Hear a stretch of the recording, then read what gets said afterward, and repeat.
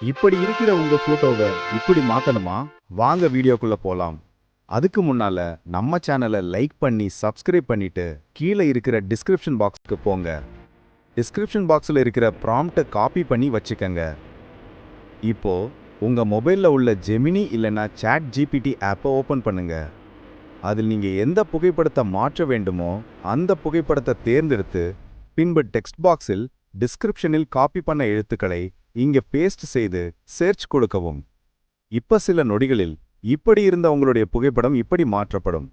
இந்த செய்தி உங்களுக்கு பிடித்திருந்தால் லைக் பண்ணவும், கமெண்ட் பாக்ஸில் சூப்பர் என பதிவிடவும்.